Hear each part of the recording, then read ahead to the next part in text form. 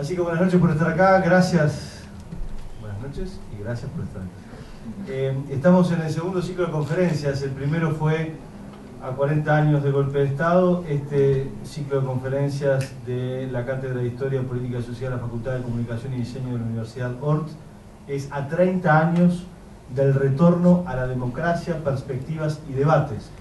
Eso va a dar lugar, por tanto, a un ciclo, como mencionábamos hace un segundín, y el ciclo consta de 3 conferencias. La primera de ellas es esta, que como nosotros aquí en Horta hacemos todo con mucho orden y mucha prolijidad, coincide exactamente con los 30 años del acto del obelisco. El 27 de noviembre de 1983 fue el acto del obelisco. Esta conferencia se titula A 30 años del acto del obelisco. El río de libertad era un camino posible, y vamos a tener como expositores a Lincoln Maistegui, que ahora voy a presentar, y a Pablo Mieres. Además de eso, hay 2 conferencias más que ya los voy invitando para el año que viene. Una que seguramente sea en el eje, en fin, de mitad de año, por decir algo, que va a ser sobre el pacto del Club Naval, o lo que va del periodo, digamos, de la liberación en marzo de 1984 de Líber Seregni a la prisión de Wilson Ferreira y el pacto del Club Naval en junio de 1984. Es decir, el último gran empuje de los distintos actores políticos para la salida democrática.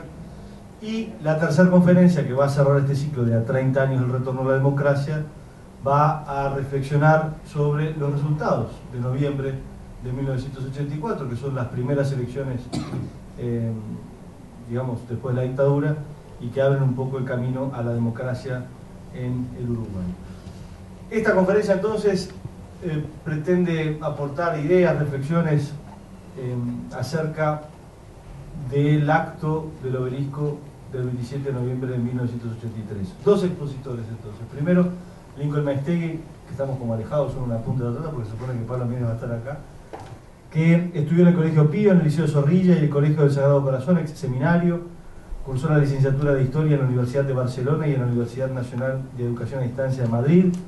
Ingresó a la docencia en 1968, ha sido profesor de Historia en enseñanza secundaria en diversos liceos públicos y privados y en el Instituto Normal de Mercedes.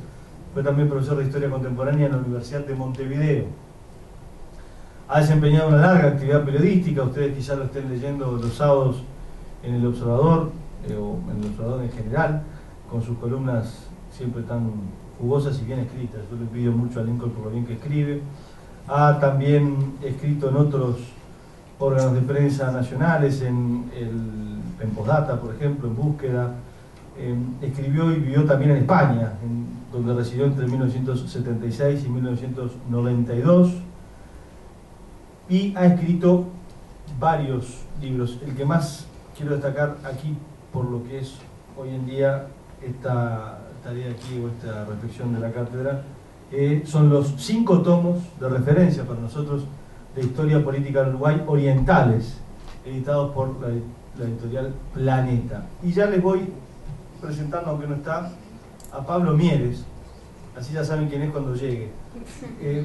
Pablo Mieres es doctor en Derecho y Ciencias Sociales por la Universidad de la República, obtuvo el grado de Sociología para el Desarrollo en el Instituto CLAE y es candidato a doctor en Ciencias Políticas. Actualmente es profesor de alta dedicación del Departamento de Ciencias Sociales y Políticas, y ahí está llegando, mirá vos, de la Universidad Católica del Uruguay, dictando allí cursos de grado y posgrado. Entre 1998 y 1999 fue decano de la Facultad de Ciencias Sociales y Comunicación de dicha universidad. Desde 1985 hasta 2008 fue también docente de la Universidad de la República. Se ha especializado en temas de comportamiento electoral, sistemas electorales, partidos políticos y comunicación política. Es autor de numerosos artículos y libros en estos temas de su especialidad. Y para lo que hace a este año de 1983, quiero decirles que inició su militancia en el Partido Demócrata Cristiano del Uruguay en 1979, grupo que entonces formaba parte del Frente Amplio, y fue secretario general de la Juventud Demócrata Cristiana desde 1983 a 1990. Desde el año 2005 es presidente del Partido Independiente y recientemente además es candidato a presidente del Partido Independiente. Le decía Pablo que estamos en la primera conferencia del ciclo a 30 años del retorno a la democracia, y como ellos tienen a las 8 de la noche clase, la idea o el ideal es que cada uno haga la presentación, como mencionamos, o como fijamos, de 20 minutos más o menos, para poder abrir rápidamente, o relativamente rápidamente, en espacio a las preguntas que sean, por supuesto, de esto, pero como hay también estudiantes de comunicación, me parece que te van a hacer otro tipo de preguntas más vinculadas a la campaña y cosas así, pero es una buena oportunidad también para aprovecharte para eso. Y también a Lincoln también, que tiene una vasta experiencia en campañas electorales, como saben. Así que si les parece, los dejo con ellos dos, hacemos el orden alfabético, si les parece bien. Maistegui arranca en la punta. Entonces, gracias por estar y vamos a escuchar a los tres. Bueno, buenas tardes a todos. Quiero en primer lugar aclarar que a mi amigo Pancho Fay le faltó en la presentación un dato muy importante: hincha de Nacional. De cual somos dos malheridos. No, exactamente, hoy más que nunca. Bien, cuando el acto del Río de la Libertad, como se le ha llamado en perspectiva histórica, se realizó, yo no estaba en el Uruguay. ¿Por qué? Por circunstancias que tienen que ver con la implantación de la dictadura. Yo me había radicado en España y por lo tanto no estaba presente, ¿no? No tengo, por tanto, vivencias de esas personales, intransferibles, que tanta calidez le ponen a una exposición respecto a un determinado hecho histórico, ¿no? Por otra parte, eso me da la relativa ventaja de poder mirar las cosas con un poco más de distancia que alguien que haya sido partícipe directo de los hechos. Eso es una contradicción que siempre tenemos los que reconstruimos la historia, ¿no? Si es demasiado cerca de tu biografía, resulta muy difícil ser objetivo, ¿no? Ser objetivo es imposible, ¿no? Es como la perfección, algo a lo cual uno tiene que entender, pero sabe que nunca va a alcanzar. Pero por lo menos hay que intentarlo. Y si es demasiado lejos,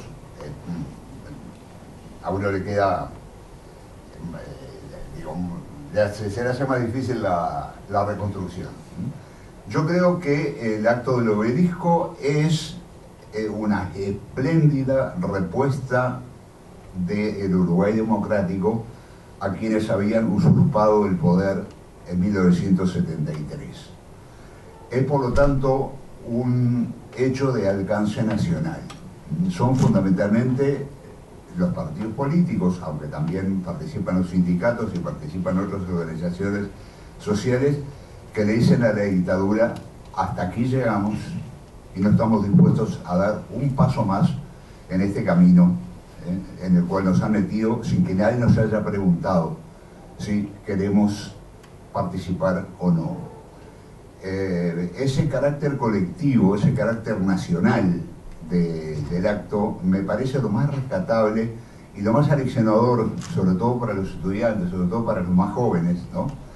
Porque naturalmente, por el desarrollo normal de la vida institucional del país, van apareciendo posturas políticas, ideológicas, incluso filosóficas diferentes, y entonces tendemos de alguna manera a pensar que los que no están con uno, o los que no te acompañaron en determinado acto, son los malos, uno de los buenos, no. Es decir, cuando se tratan temas fundamentales, temas que tienen que ver con los principios, y fundamentalmente con el principio básico de la libertad, ese valor al cual Madame Roland, en el momento de subir al cadalso, invocó diciendo: libertad, libertad, cuántos crímenes se cometen entre hombres, pero sin el cual no es posible vivir. Entonces ahí esas diferencias tienen que quedar de lado, y por encima de eso tiene que quedar la común identidad de ser orientales, y yo diría incluso que la común identidad debe pertenecer al género humano, que es un bicho que no sabe vivir si no es en el reino de la libertad, con las limitaciones que ello implica. Ustedes saben que el acto se realizó por iniciativa de los partidos que en ese momento la dictadura había autorizado, cuyo funcionamiento había autorizado, que en realidad no estuvieron prohibidos como tal, que fueron los partidos fundacionales, el Partido Blanco y el Partido Colorado. Y fue por iniciativa de estos partidos que participaron en el acto algunas destacadas personalidades del Frente Amplio, que como tal estaba ilegalizado, y estaban ilegalizadas todas las estructuras políticas que lo componían.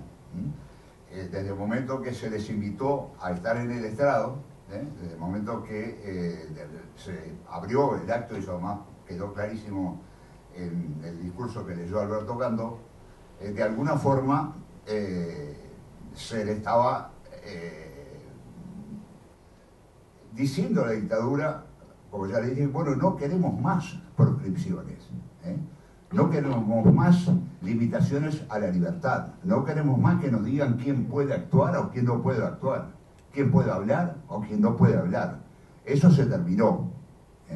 Este es el Uruguay de siempre, este es el Uruguay donde Naide es más que Naide, como decían los viejos paisanos desde el origen de los tiempos. Yo sostengo, y es una cosa que daría para extenderse y no tengo tiempo, que la única dictadura de todas las que el Uruguay ha vivido, y varias he vivido varias, la única ruptura institucional que merece realmente el nombre de dictadura es esta última, porque tuvo connotaciones y aspiraciones neofundacionales. Todas las demás dictaduras que hubo en este país, empezando, si ustedes quieren, por la breve dictadura de Rivera en el 36, siguiendo por la de Venancio Flores en el 63, la Torre en el 75 y de ahí en adelante, fueron dictaduras hechas con mala conciencia. Rupturas institucionales que se hicieron porque se consideró que en ese momento no había una mejor salida, pero en cuanto se podía, se arreglaba la cosa, se volvía a la senda constitucional, y ni al cazón a manteca se le ocurrió que aquella situación podía llegar a alterar lo que era la convivencia permanente de los orientales entre sí. Esta dictadura, en cambio, tuvo, como les digo, aspiraciones neofundacionales, que se hicieron prácticamente en todos los niveles de los que se comprometieron en este proceso. Se dio muy marcadamente en la figura del dictador Juan María Bordaberry, que intentó, que después lo intentó relativizar e incluso negar, terminar con los partidos políticos, porque el hecho de dejarlos como mera corriente de opinión hace que no sean partidos políticos como tal, ¿no? Y sustituirlo por, no sé qué, porque no sucedió, ¿no? Pero bueno, evidentemente algo que no tiene nada que ver con las tradiciones del Uruguay. Pero también los que se negaron a seguir ese camino, los militares que fueron fundamentalmente militares, dijeron: nosotros no estamos dispuestos a asumir la tremenda responsabilidad histórica de terminar con los partidos tradicionales, estaban recorriendo un camino equivocado, porque en este país, desde el origen de los tiempos, a nadie se le ha prohibido practicar su propia manera de ver el mundo y de ver el país. Entonces no se trata de que no debo ilegalizar los partidos tradicionales, no debo ilegalizar ningún partido, ni tengo ningún derecho a venir a decirle a la gente lo que puede pensar, lo que no puede pensar, lo que puede hablar o lo que no puede hablar, lo que puede decir y lo que no puede decir. El acto del obelisco entonces fue un desafío a esa mentalidad. Y ese desafío se realizó fundamentalmente sumando a aquellos grupos y sectores que la dictadura aceptaba como tal, a los que había pretendido excluir o proscribir. Y entonces se eligió, para leer la proclama, a un notorio frente amplista, como era el actor Alberto Candó. Eso históricamente ha traído algunas consecuencias que a mí no me gustan nada, ¿no? Y sobre las cuales quiero pasar por encima, porque no quiero dar tampoco la idea de que he venido aquí a criticar lo que la gente de hace 30 años hizo pensando que era lo mejor que se podía hacer en ese momento, ¿no? Pero fue un desafío importante, ¿no? Es decir, era como decirle a la dictadura: tú decís que este señor no puede hablar, tú decís que este señor integra un partido y un sector que no tiene derecho a la palabra, a la cual le ha cercenado su derecho político, cuando este señor es el que habla, ¿no? Y lo vas a tener que tragar y te vas a tener que callar la boca. Y eso fue exactamente lo que pasó, ¿no? Hay que recordar que Candó fue un lector, un magnífico lector, pero nada más que un lector, ni nada menos, de una proclama que redactaron los doctores Gonzalo Aguirre y el llorado doctor Darío, que es un hecho que en los últimos tiempos se ha distorsionado en parte, ¿no? Entonces, la impresión que tengo yo es que esta espléndida manifestación de protesta ante la prepotencia cívico-militar que implicaba la dictadura es uno de los hechos más notables de toda la historia del Uruguay, no solo por la cantidad de gente que fue, sino por el carácter que tuvo de cosa colectiva, de protesta general contra quienes habían abrogado el gravísimo derecho de decir quién puede pensar y quién no puede pensar, o quién puede actuar o quién no puede actuar. Por consiguiente, a mí me parece que distorsionar ese acto señalando quiénes fueron los que más mérito tuvieron en su organización o quienes de alguna forma se vieron favorecidos o beneficiados por la misma, no es algo que me guste hacer. Sin embargo, creo que tengo que hacerlo, porque el acto tendió a distorsionarse desde los dos puntos fundamentales del actual sistema político.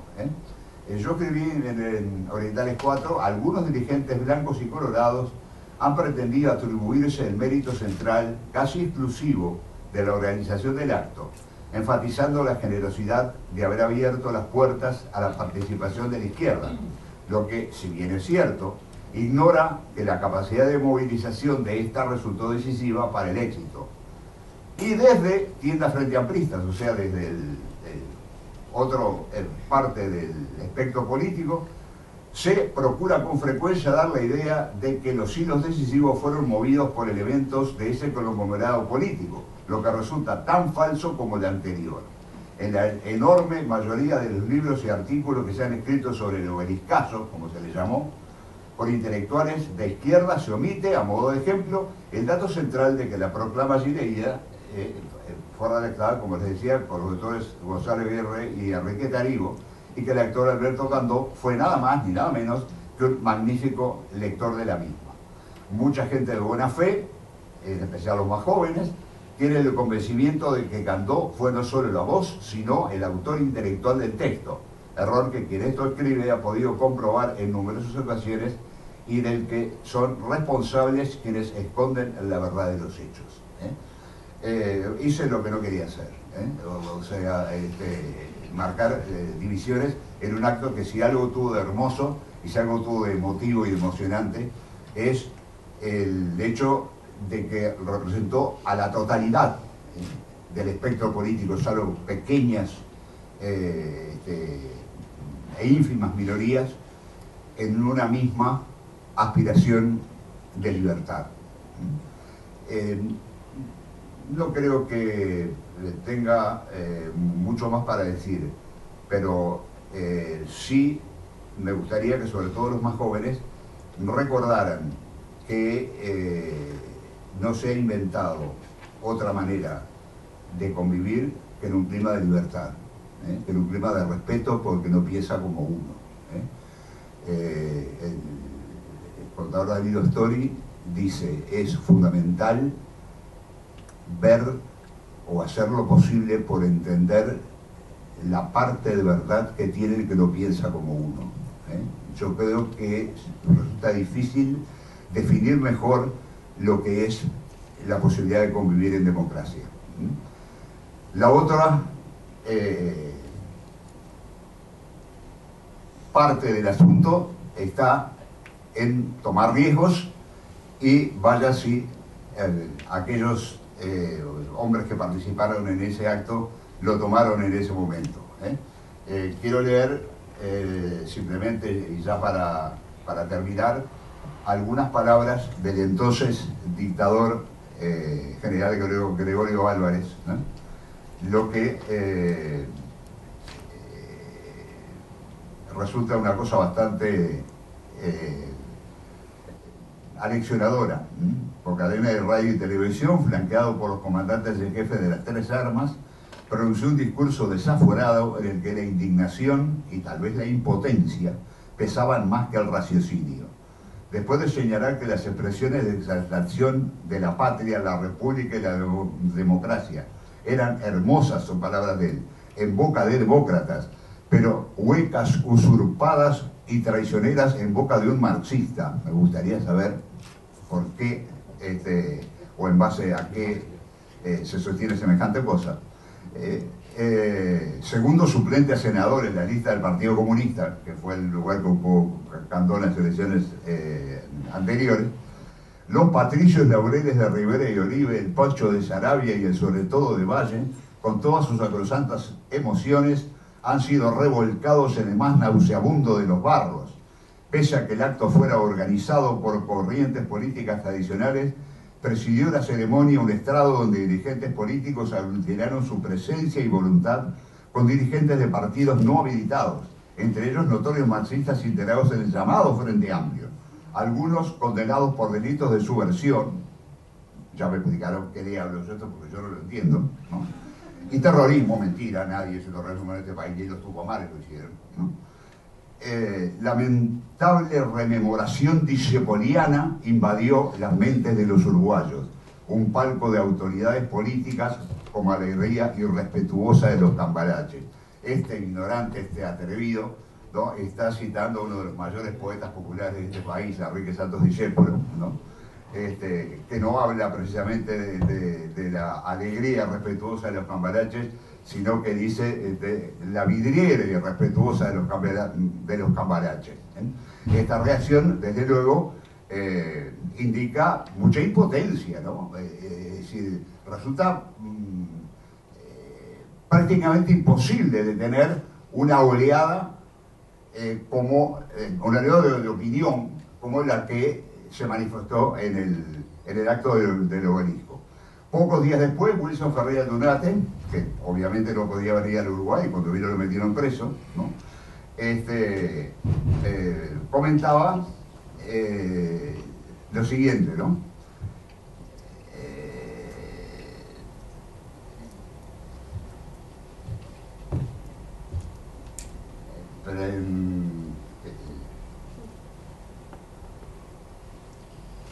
Un segundito. Bueno, no lo encuentro ahora para leer las palabras exactas de Wilson, pero lo que quiso decir es lo siguiente. Cuando tú te encontrás en determinadas circunstancias con un determinado disgusto serio, te pones triste, te pones mal, te enojas, decís cosas que de repente no o indican que de alguna manera no estás exactamente centrado. Cuando en cambio la cosa se transforma en un cambalache de discepoliano, lo que haces es reírte, ¿no? Y lo que Wilson decía, la gente se fue del acto de escuchar al dictador Álvarez riéndose, ni siquiera se enojó, ¿no? Y eso debe ser lo peor que le puede pasar a cualquier persona que tenga aspiraciones de mando.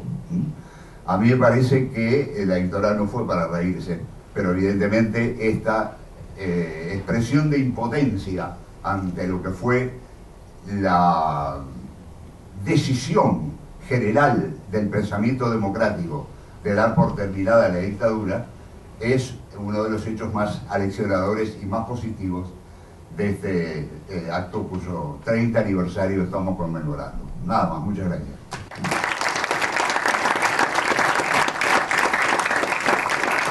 Gracias, Lincoln. Tenemos 4 minutos de... Bueno, tenemos todo el acto del obelisco acá, pero vamos a pasar los 4 primeros minutos para darle clima. Lo pensamos pasar al principio, pero viste que yo estaba apurado. Bueno, pero ahora vamos a pasar estos 4 minutos de forma de dar un poco la idea de lo que era ese río de libertad, que hasta hace muy poco, por lo menos hasta el 2004, no hubo un acto tan importante de uruguayos en la calle como en este en 1983. Así que pasamos 4 minutitos y después vamos a Pablo Núñez. Ciudadanos,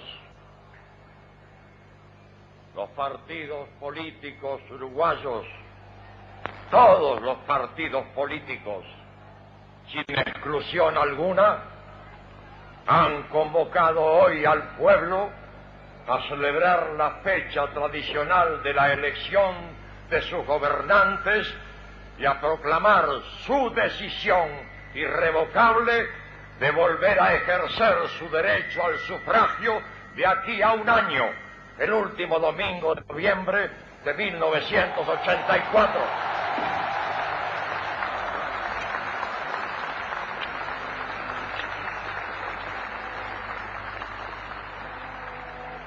Lo hacen al pie del obelisco a los constituyentes de 1830, autores del primer Código Fundamental de la República, en el que los orientales ratificamos nuestra voluntad de constituirnos en nación libre y soberana, así como la norma sesquicentenaria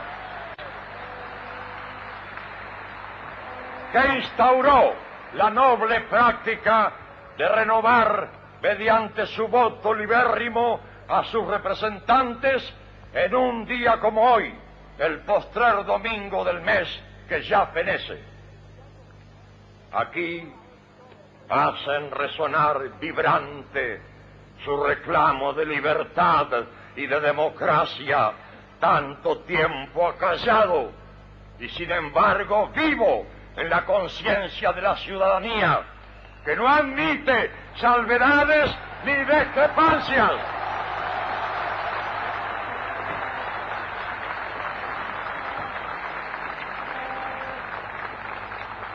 Porque el anhelo de libertad y la vocación democrática constituyen el común denominador de todos los hombres y mujeres nacidos en esta tierra.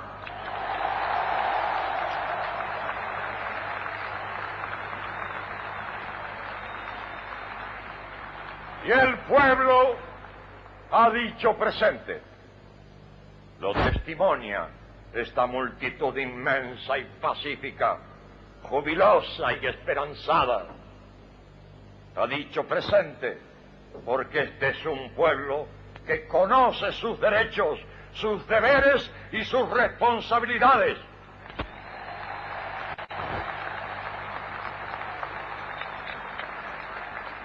Porque es un pueblo con madurez y cultura cívica, porque es capaz de dar al mundo ejemplos únicos y magníficos de altivez, coraje e independencia.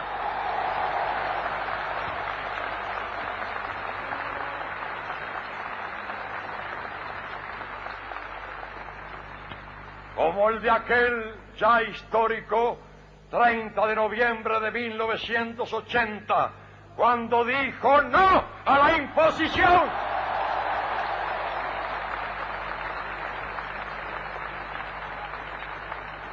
Cuando dijo no a la imposición de los detentadores del poder. Prometeo fue grande porque supo decir no a los dioses. Y el pueblo uruguayo es grande porque supo decir no a los dioses con pies de barro. 4 minutos, hasta ahí y te dejo, Pablo, con la 80. Da para seguir, pero bueno. Da para seguir. Nos quedamos todos con las ganas. Bueno, antes que nada, muchas gracias por la invitación y también las disculpas por haber llegado unos minutos tarde, pero se me complicó a último momento. Pero la verdad que agradezco muchísimo la oportunidad de referirme a este episodio que, a diferencia de Lincoln, y en eso le llevo una ventaja indescontable, estuve ahí. No solo estuve ahí, sino que uno de los más jóvenes que estaba ahí en el estrado era yo. Por suerte, la verdad que por una fortuna que no dependía de mis méritos, sino de que en ese momento yo era el secretario general de la Juventud del PDC y el PDC armó la delegación, integraba la Junta Nacional del partido, estaba en la dirección del partido y entendió el PDC que el representante de la juventud tenía que estar allí. Así que tenía 24 años y para mí es el honor más grande que he tenido en la vida, probablemente el que tenga en el futuro, haber estado en ese estrado que significó el momento mayor de unidad política del sistema político uruguayo, el momento más culminante y probablemente el acto más grande que hayamos tenido en la historia y que probablemente tengamos, porque es muy difícil. Bueno, esperemos además no tener que pasar otra vez por esas circunstancias, ¿no es cierto? Pero además cualquier partido no tiene, por más grande que sea, no tiene la capacidad de convocatoria que tiene todo el partido junto. Y eso fue lo que ocurrió. Hablan de 400.000 personas, nadie las contó.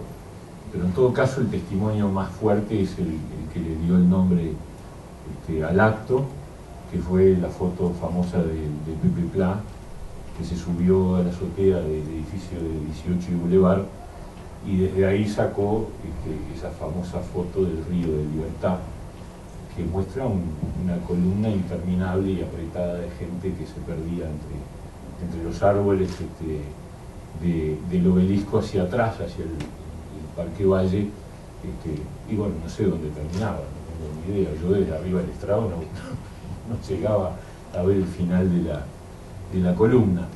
Yo creo que esa fue una señal fortísima, histórica, excepcional, que era el punto culminante de todo un proceso. Yo creo que es importante señalar que en realidad ese proceso comenzó con el plebiscito del 80. Yo creo que ahí empieza la recuperación democrática.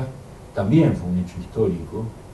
A diferencia de no lo pudimos festejar en las calles. Yo me acuerdo perfectamente, el 30 de noviembre del 80 estaba en casa esperando los resultados y uno empezó a sentir que capaz que habíamos ganado cuando el ministro del Interior de la época, que era el general Núñez, cuando empieza a leer, le temblaban las manos. Entonces dije, bueno, ganamos. Bueno, esa noche, a diferencia del domingo 27 de noviembre, no había nadie en la calle. Estábamos todos como el nene que había cometido la tal travesura, ¿no? ¿Verdad? Porque no había todavía ninguna oportunidad de expresarse públicamente. Pero ahí empezó el proceso de cambio, de retorno a la democracia, y el acto del 27 de noviembre del 83, es, desde mi punto de vista, el acta de defunción de la dictadura. Esa impotencia a la que refería Lincoln, que se manifiesta en las palabras de Álvarez y que Wilson refiere posteriormente, es la prueba definitiva de que allí se terminaba la historia. Después, por supuesto, vino todo el proceso y la discusión estratégica sobre los caminos de la salida que quebraron la unidad del sistema de partidos, y bueno, todos sabemos que eso termina con situaciones de diferencia y de conflicto. Por eso ese es el momento culminante de la unidad política. Y era una unidad, el texto del estrado no es casual, es por un Uruguay democrático sin exclusiones, porque el designio de la dictadura después de la derrota del 80 fue una apertura limitada, fue una democracia tutelada, una democracia entre algunos partidos, no todos. Y de hecho la elección interna del 82 de noviembre del 82, o sea, un año antes del acto del obelisco, fue una elección de partidos autorizados, no de todos, sí de los partidos históricos, de los partidos fundacionales, el Partido Nacional, el Partido Colorado y la Unión Cívica. Pero la izquierda política estaba prohibida. Y luego viene el primer diálogo entre militares y partidos, que es el diálogo del Parque Hotel, que termina con una ruptura, es decir, hay un momento en el cual los partidos, en ese momento el Partido Nacional, el Partido Colorado y la Unión Cívica resuelven no continuar cuando ven que los caminos de un diálogo hacia una apertura democrática en serio estaban bloqueados. Y empieza ese proceso de movilización ciudadana liderada por los partidos, que culmina con el acto del 27 de noviembre. O sea, hay que recordar que el acuerdo, la negociación del Parque Hotel se frustra a fin de julio.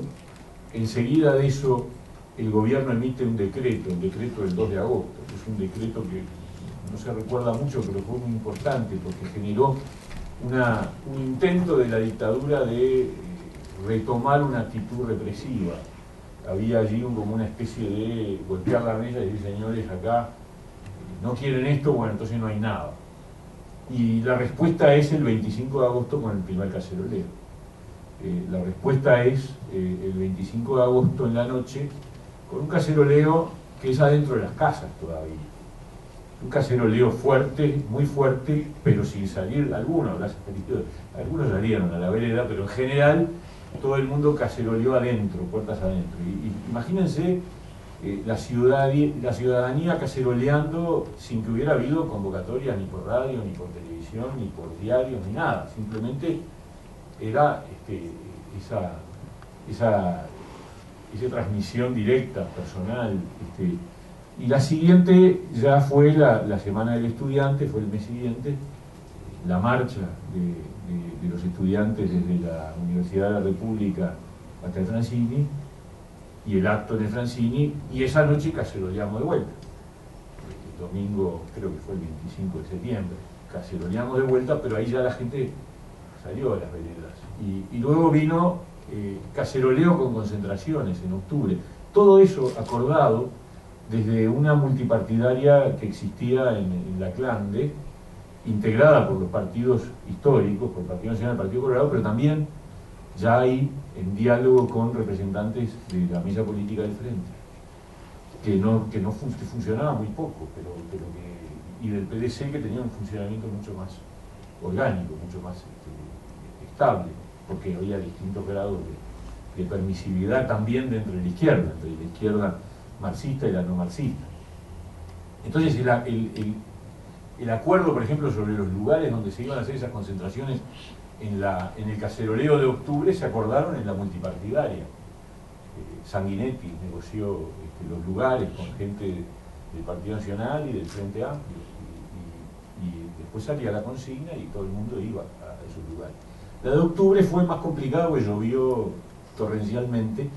Me acuerdo, a mí me tocaba ir a la Plaza de los Olímpicos en Malvin, y bueno, pero igual había gente, bajo la lluvia, había gente. Pero entonces el proceso se completa con el 27 de noviembre, donde ya ahí se hace un pedido por parte del Partido Nacional y del Partido Colorado para hacer el acto, y el acto es un acto con todos. Y estaban sentados todos entreverados, no eran por bancadas. Eso es una señal también muy importante.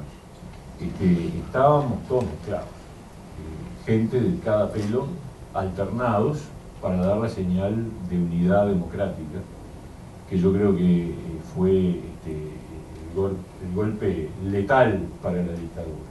La gente en cantidades inconmensurables y el sistema político totalmente unido.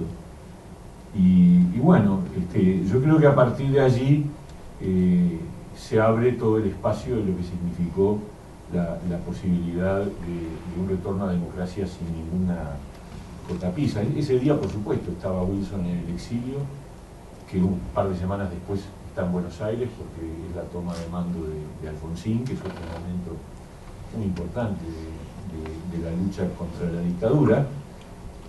Wilson estaba en el exilio y Sereni estaba preso, para hablar de las dos figuras más fuertes de dos de los tres partidos que no podían participar del obelisco, y bueno, y había gente exiliada y presa en los partidos del Frente Amplio, en varios de los partidos del Frente Amplio, pero después estaba todo el mundo, y eso yo creo que es un elemento extremadamente significativo. No hubo egoísmos, hubo mucha generosidad en todo. Me parece que la interpretación real es que esto fue hecho entre todos, y de hecho hasta el estrado fue armado con gente de todos los partidos. Me acuerdo del Escano porque era el del Partido Demócrata Cristiano, pero era el que estaba organizando ahí junto, creo que Edison Rijo del Partido Colorado, y no sé si no estaba López Balestra o del Partido Nacional. Bueno, estaba una barra de todos los partidos trabajando codo con codo, porque la señal era la recuperación democrática y el pluralismo que habíamos perdido. Y yo en particular, esto siempre a mí me emociona mucho porque uno pertenece a esa generación, la famosa generación 83, que es la generación de la lucha contra la dictadura. Nosotros sufrimos una educación sesgada, bilateral, mentirosa, limitada. A mí me agarró la dictadura cuando estaba en el tercero liceo, y después de eso empezaba a tener, bueno, yo fui al Juan 23 en preparatorio, y ahí tuve la suerte de que teníamos un plantel docente que desafiaba a la dictadura, pero en general en el país llegué a alcanzar, incluso en el 77, cuando yo entré a la Facultad de Derecho, el último año de Aníbal Barbagelata, que daba Derecho Constitucional, y Derecho Constitucional tenía tres partes: tenía teoría del gobierno, teoría del Estado y derechos fundamentales. Entonces el doctor Barbagelata, que era un fenómeno, daba su clase sobre derecho, la libertad de expresión, pongámosle.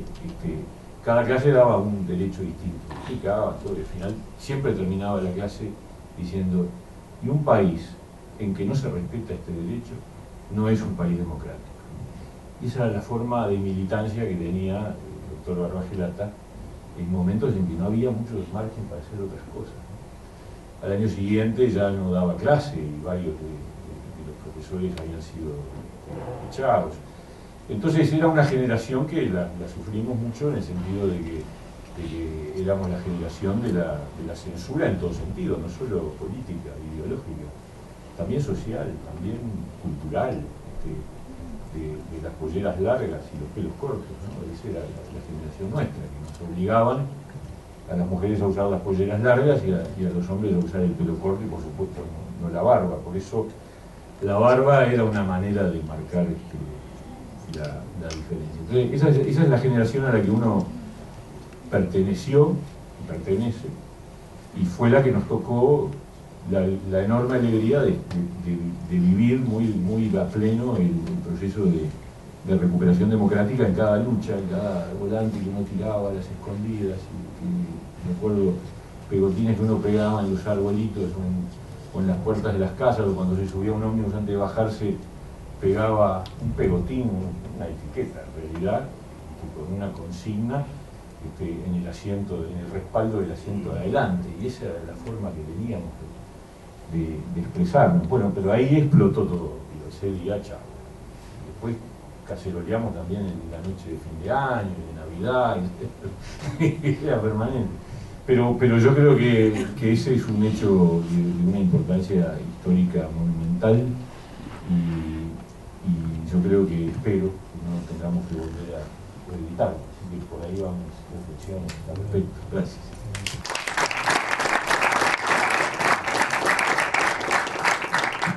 Les agradecemos a los dos, salió redondo porque es muy complementario, así que dejamos abierto el espacio a las preguntas de ustedes, los estudiantes, antes que nada.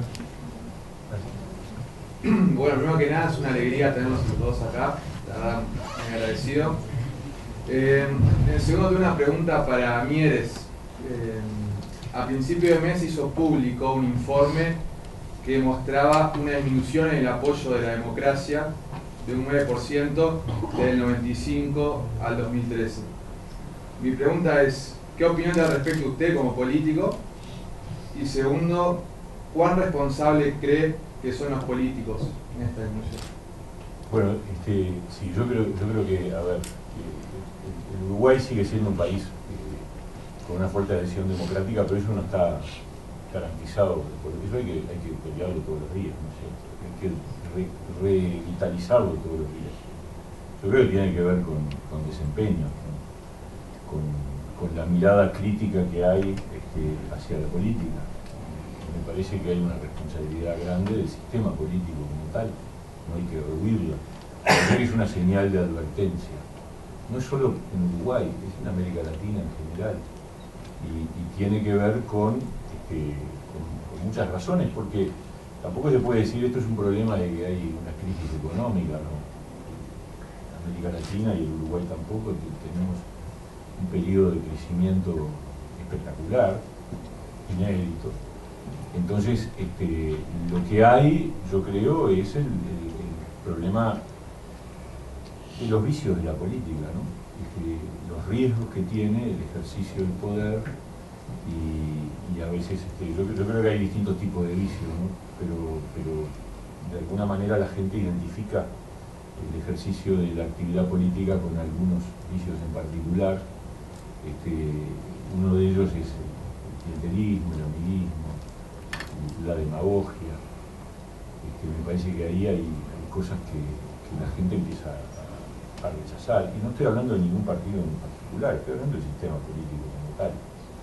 Entonces la idea de que se pueda estar instalando, digamos, que se pueda estar instalando la idea de que en política son todos iguales y da lo mismo, es un problema que tenemos y que me parece que hay que enfrentar. En los partidos, en todos los partidos hay gente muy bien, hay gente que se porta bien y hay gente que se porta mal. Entonces el tema es qué reflejos tenemos para enfrentar las circunstancias en donde las actitudes no son las pertinentes, ¿no? ¿Verdad? Pero sí, yo vi ese dato, además uno trabaja con esta información y efectivamente hay un proceso de debilitamiento de la adhesión a la democracia que me parece que es un llamado de atención que hay que trabajar con fuerza, ¿no? Para Mieres, vos que estuviste presente en estos actos, digamos, que fueron símbolos de tanta unidad partidaria, política, te quería preguntar, digamos, sabiendo de eso, ¿cuál es el legado, cuál es la herencia que te deja hoy, digamos, y cómo lo llevas en tu forma de hacer política, siendo que hoy, por ejemplo, esa unidad no se ve tanto, o al menos en un caso como puede ser el tema de la dictadura, que hay tantas opiniones encontradas y que los partidos no se ponen de acuerdo? ¿Cómo es tu forma de llevar adelante eso? A ver, primero, yo creo que, claro, cuando estamos todos, digamos, yo creo que lo principal que hay que preservar de aquello es la institucionalidad y las reglas de juego, y el respeto a las reglas de juego, y el respeto a la democracia entendida, a la democracia, a la Constitución y a las leyes. Eso debiera seguir siendo un factor común de unidad. Después la vida democrática obviamente lo que abre es la diversidad de las opiniones, la diversidad de las ideologías, la diversidad de las propuestas, y es lógico que haya debate y que haya contradicciones y que haya conflicto y que haya disputa, porque eso también es la democracia, ¿no? Entonces, aquel momento nosotros vimos la parte linda, la más linda, que era, estamos todos juntos porque hay un enemigo común, que es la dictadura que nos ha prohibido la libertad, y entonces en esto estamos todos iguales. Perfecto, pero ese es un momento muy especial y muy único. Después, la democracia funciona sobre la base de la diversidad, de la heterogeneidad y de las diferencias. El tema es si podemos, y yo creo que ese es el punto clave, asumir con claridad, bueno, una frase que ahora está muy en boga, que es que lo jurídico está por encima de lo político, que por lo tanto las reglas de juego, el respeto a las reglas de juego tiene que ser un factor común y es el límite de nuestras diferencias. Dentro del derecho y del respeto a la Constitución y a las leyes, todo vale, pero no vale poner ni al partido ni a las concepciones políticas por encima de las reglas de juego, porque ahí entonces se va todo al diablo. Entonces, ¿cuál es la herencia de la generación 83? Yo creo que es haber tenido esa experiencia de trabajar juntos, que quizás otras generaciones no la tuvieron. Y eso es un valor muy importante, sin perjuicio de que, por supuesto, hoy cada uno está en su trinchera y tenemos diferencias importantes en muchos temas, pero yo creo que hay un valor de la democracia que en la generación 83 está muy marcado a fuego. O sea, me parece difícil que alguno de los integrantes de la generación 83 se rife la importancia de respetar la democracia. O sea, a diferencia de la generación de los 60, en donde la democracia estuvo en discusión, en debate, y había muchos que la calificaban de burguesa con cierto desprecio y con cierta, con total desprecio y con total descarte. Yo creo que la generación de los 80 es una generación que valorizó la democracia por ausencia, porque sufrimos su inexistencia. ¿Se entiende? Entonces, eso me parece que es un valor que preservamos, todos. Y yo te digo, uno puede nombrar gente de todos los pelos que integramos la generación 83, porque había de todos los colores. Y trabajábamos juntos en la universidad y en los barrios. No sé si respondí. Sí, más o menos. Yo porque pensando un poco ya unos meses atrás, los entredichos entre Bordaberry y Ope Pasquet, por ejemplo, a discutir sobre la memoria, sobre la dictadura. Después también lo que le ha pasado al Frente Amplio, que en cierto sentido como que se ha abogado tanto al tema de estas causas y que tampoco ha podido resolverlo. Y hace poco también la calle Pou, que tuvo ciertos entredichos y todo, que en cierto sentido como que reflejan una fragilidad, al menos en un punto que es central y que es cabal para el establecimiento de una sana democracia. Entonces, en definitiva, vos, habiendo vivido todo esto, ¿cómo lo podías llevar adelante, digamos, en una forma política, partidaria, por así decirlo? Yo creo que está bueno que todos reconozcamos que en la caída de las instituciones hubo responsabilidades de todos. Me parece que ese es un primer elemento que hay que asumir. El libro de Alfonso Lesague, publicado este año, El pecado original, es un buen golpe a esa supuesta idea de que la izquierda era inmaculada, digamos, con respecto a la caída de las instituciones. Alfonso demuestra, bueno, a mí no me lo tenía que demostrar. Tampoco yo estaba ahí, además. Claro. Yo cuando entré al PDC en el 79, ya en el PDC había una autocrítica de cómo se habían comido la pastilla de la postada del comunicado 4 y 7. Absolutamente. Los militares peronistas y antiimperialistas. Entonces todos contribuimos yo tenía 13 años cuando el golpe de Estado, pero digo, como partidos políticos, digamos así, como sistema político, todos contribuyeron a la caída de las instituciones, como todos después contribuyeron a la recuperación de la democracia.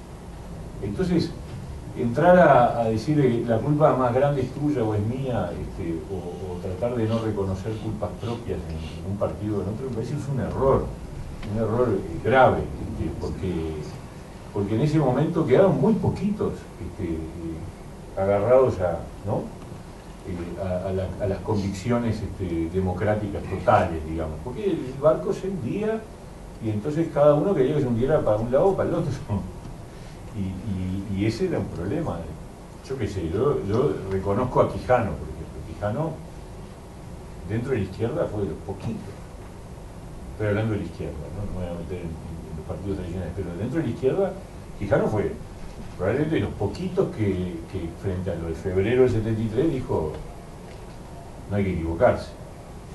El militarismo es el militarismo. Y la dictadura es la dictadura. La dictadura, será de izquierda o de derecha, es dictadura igual. La era de los militares. La era de los militares, exactamente. Editorial. ¿Qué más? Allá. Yo quisiera agregar una Sí, pequeña por favor, cosita, Nico. si me permitís, ¿no?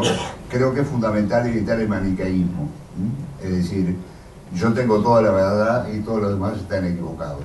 Lo que comentaban hace poco algunos de ustedes respecto a la cierta decepción que hay en la gente con el sistema democrático se debe en gran parte a eso, a que ahora gobernaron todos.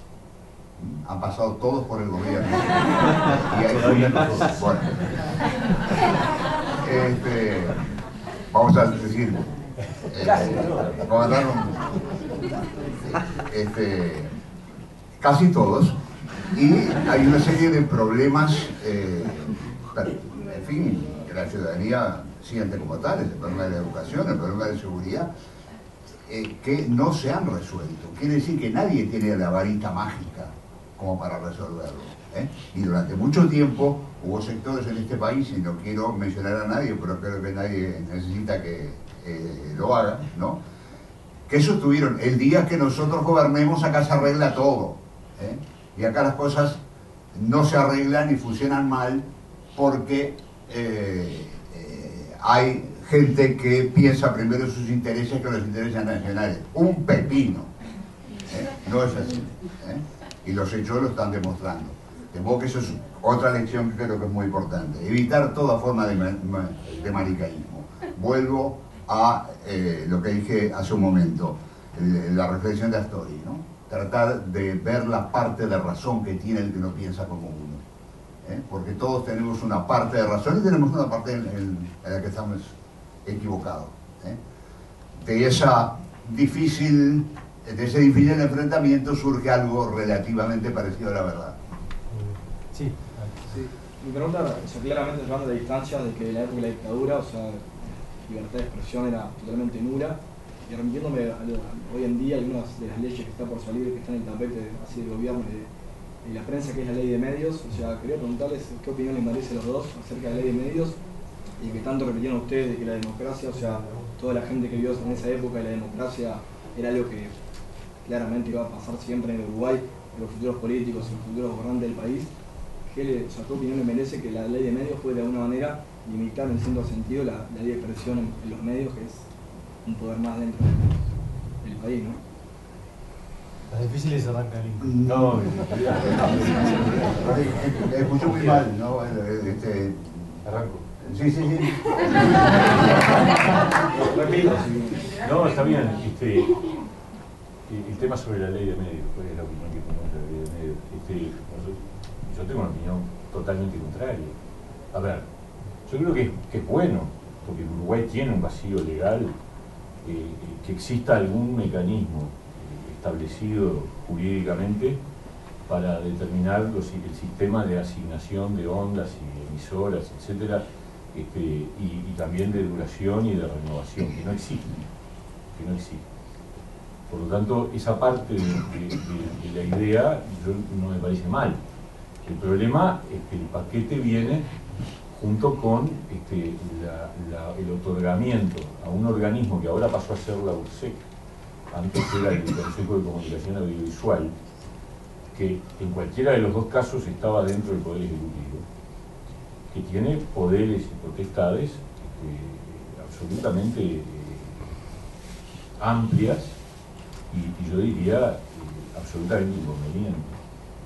Entonces Uruguay corre el riesgo de dar un paso con esta propuesta normativa, dar un paso que lo cambia de categoría a nivel internacional. Uruguay está hoy calificado en cualquier análisis de ranking democrático en un nivel muy alto, pero una de las claves de estar en un nivel muy alto es que en materia, digamos, tiene que ver con la materia de la libertad de expresión y de los medios de comunicación.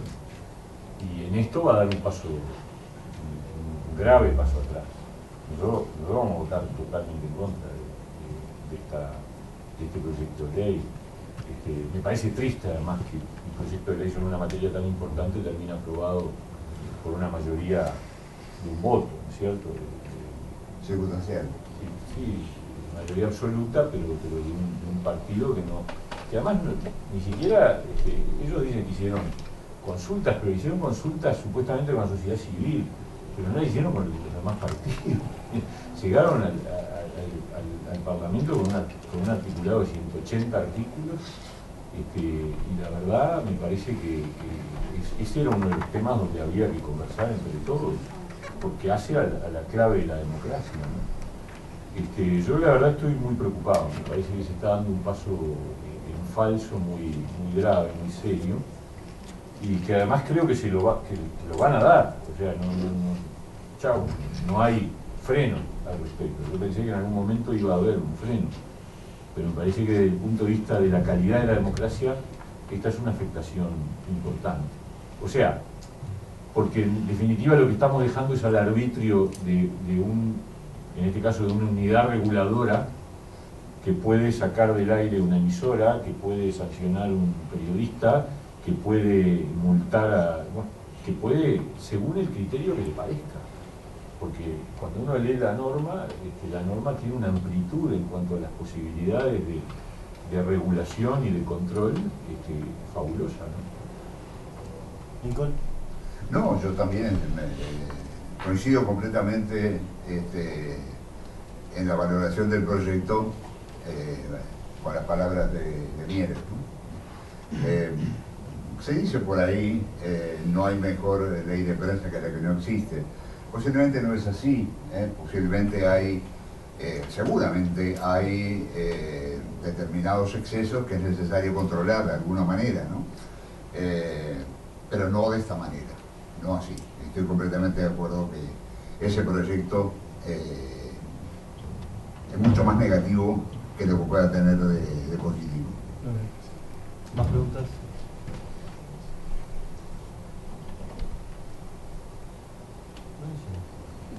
Los grandes, los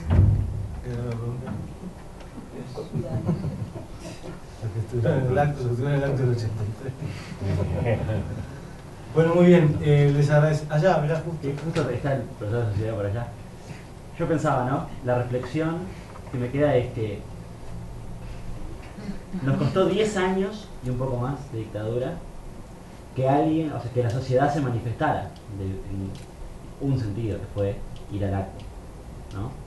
Entonces, ¿creen que eso es algo que ese acto puede haber marcado como un cambio y que de ahí en más fue más fácil para la sociedad empezar a manifestarse contra aquellas cosas que no nos caen bien? ¿O fue simplemente eso? ¿Fue ese acto que se logró mover a la gente y después nunca más?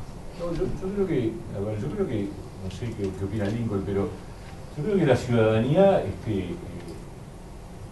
ya había manifestado de diversas maneras, en el 80 particularmente, ¿no es cierto? En el 82, el 80% de la gente que votó en el 82, en las elecciones internas, votó por fracciones dentro de cada partido, voy a las elecciones internas de los partidos, que eran opositoras a la dictadura. Pablo, en el 73 la huelga general. La huelga general del 83. Fue importantísima, ¿no? O sea, lo que hubo fue, escúchame, nosotros en Uruguay no podíamos tener un disco de Citarrosa, de los olimareños, porque ibas en cana. No había libros de Marx ni hablemos, pero de cosas mucho más obvias. O sea, la dictadura... 7 tangos de Gardel. Eso es poco conocido. 7 tangos de Gardel. De Gardel, que murió en 1935, el 24 de julio, ¿no? Estaba prohibido que se radiaran, porque eran subversivos. O sea, alguien dijo alguna vez, no me acuerdo quién, no me acuerdo si no fue Gerardo Caetano o Pepe Rila, que el gran éxito de la dictadura militar uruguaya en las primeras etapas fue haber puesto un policía dentro de la cabeza de cada uno. O sea, cada uno se autolimitaba porque el miedo era terrible, o sea, había miedo. Esta dictadura no mató miles y miles como mató la dictadura argentina, claro. Pero fue mucho más rigurosa, porque además somos un país chico, en el control ciudadano. El control ciudadano fue una cosa impresionante. Había una persecución, y como además somos pocos y nos conocemos, era muy fácil que hubiera una denuncia sobre cualquier acción, sobre una reunión en una casa de familia. Nosotros cuando nos reunimos, yo entré a hacer política en el medio de la dictadura, en el 78, 79, y siempre teníamos que tener una justificación de una reunión en una casa, porque te podían golpear la puerta la policía y preguntar, ¿y usted qué están haciendo acá? Y tenías que inventar un cumpleaños, cosas por el estilo. O sea, era una cosa, y cuando andabas por la calle tenías que estar con la cédula y explicar de dónde venías y a dónde ibas. Era muy micro la represión, era muy micro social. En eso fueron muy eficaces, capaz que fue lo único, pero fueron muy eficaces. Entonces, la ciudadanía no podía expresarse. La primera vez que se pudo expresar, ¡pum!, le metió un no. Que era una cosa muy difícil que ocurriera, porque hay que recordar que ese no ocurrió 2 meses después de un sí en Chile, con las mismas características.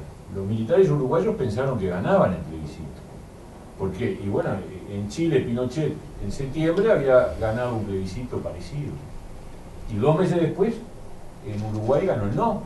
Después Chile tuvo otro plebiscito en el 88 donde ganó el no, pero el del 80 fue histórico, porque, caramba, una sociedad que no... Además, había que escuchar el bombardeo publicitario. El bombardeo publicitario del 80 por el sí era una cosa escandalosa. Yo recuerdo que estaba en Barcelona durmiendo tranquilamente, teléfono, atiendo y era un destacado periodista español, Miguel Ángel Bastenier. En ese momento dirigía un periódico que se llamaba Mundo Diario, ¿no? Una voz muy ronca, y me dice, vente inmediatamente para aquí, a ver si me explican cómo es esto de que las dictaduras pierdan plebiscitos, porque ahí yo no entiendo, empiezo a no entender nada, ¿no? Y yo no sabía cómo explicarle, ¿no? Porque realmente es una cosa que todavía hoy causa sorpresa. Yo creo que fueron los partidos, los partidos políticos, porque los dirigentes seguían moviéndose y seguían hablando, y bueno, se sabe que hubo dirigentes que recorrieron el país con esa dificultad, reuniéndose a escondidas y todo eso, y esos pegotines de los que yo hablaba tenían que ver con el no, decía, vote no, en unos pegotines chiquititos que ibas pegando en distintos lados y hacías una volanteada, y bueno, si te agarraban, y te la daban, ¿no? Me han contado que la gente circulaba con los automóviles, además, cuando hiciera buen tiempo, los limpiaparabrisas funcionando, ¿no? Yo creo que hay otro factor, además. A la gente le costó bastante darse cuenta de qué clase de dictadura era la que se había instaurado el 27 de junio del 73. Por lo menos yo en mi familia tengo perfectamente claro que algunos de mis mayores creían que era una cosa medio de estilo Terra, que iba a durar unos meses, máximo un año, iba a haber elecciones y bueno, se habría arreglado todo. Costó darse cuenta que era una dictadura esencialmente cualitativamente diferente, ¿no? Y que había que, por lo tanto, crear formas de oposición que la sociedad no estaba acostumbrada a practicar. Entonces, digamos, los juegos te contestamos lo que tú preguntabas, ¿no? Allá tenemos una más. La adulta. La última. La adulta. La última. No, a mí me tocó vivir las dos, la de Argentina y la de acá, ¿no? Y quería rescatar un poco incluso para los gurises, ¿no? Digo, lo que decía recién Pablo, que en realidad la dictadura argentina fue muchísimo más sangrienta, ¿no? Yo soy una sobreviviente, estoy viva porque no era mi fecha. Yo creo que es permitime, la dictadura más asesina de la historia. Sin duda. Si incluimos al nazismo. Sin duda, sin duda, digo. Yo digo, morías por cualquier cosa. Pero la de acá, por las características del Uruguay, era cuerpo a cuerpo. ¿Sí? Lo que decía Pablo, ¿no? Es decir, a mí me llamó la atención cuando vine a vivir acá, yo no sé, yo me recibí de socióloga en el 80, en la Argentina. Digo, y yo estudié marxismo. Claro. Adentro acá no existía la carrera de sociología. Claro, acá no existía ni siquiera la carrera de sociología, ¿no? Entonces digo, es una cosa insólita, por decir, ¿cómo estudiar? Y sí, bueno, porque lo que pasa es que es incontrolable, un país tan grande, con tanta cosa, digo, no era el cuerpo a cuerpo, digo, en realidad por eso también, digo, bueno, mataron gente que no tenía nada que ver y gente que por ahí, como yo tenía mucho más que ver, estoy acá, pero digo, también tiene que ver con eso. Pero me parece que también, además, y ahí voy a lo comunicacional, yo me acuerdo, yo en el 83 me fui a hacer la beca Quito de posgrado de comunicación y discutía con los chilenos, que estaban también, porque no podían creer lo de los cacerolazos, y no podían creer que en realidad, bueno, primero tenía la bronca de lo que había sido el plebiscito del 80, porque justamente no, digo, ellos lo habían perdido, pero además no podían creer lo que significaba que no había, que en ningún medio de comunicación, en ningún lado se hablaba del cacerolazo, y sin embargo la gente caceroleaba y cada vez más. Entonces, porque no podían entender por eso qué significa la red de relaciones, ¿no?, que se da en el Uruguay, que por ahí, para bien y para mal, ¿no?, por ahí no todavía, hoy en día nos quejamos de esas cosas, pero en aquel momento la posibilidad de la salida tuvo que ver con esto. Digo, desde el punto de vista comunicacional, por una posibilidad de diálogo casi cara a cara de toda la gente que iba armando como cadenitas, ¿no? Digo, en la cual incluso había gente que estaba responsabilizada. Bueno, vos tenés que llamar a fulano, mengano, perengano, sutano, ¿no? Digo, tenía la listita de 10 a quienes tenía que llamar. Entonces, claro, me parece que eso es importante entenderlo, sobre todo para ellos, que claro, hoy en día con las redes hubiera sido un juego de niños, ¿no? Claro, no había internet, claro. No había internet. Bueno, muy bien, les agradecemos mucho, los invitamos entonces a estar en la segunda y en la tercera. Insisto, el año que viene tenemos lo que un poco adelantaron los conferencistas de la libertad de Sereña, la prisión de Ferreira, el pacto de Cunaval, y después los resultados del 84 a 30 años de la democracia. Entonces, les agradecemos tanto a Lincoln como a Pablo.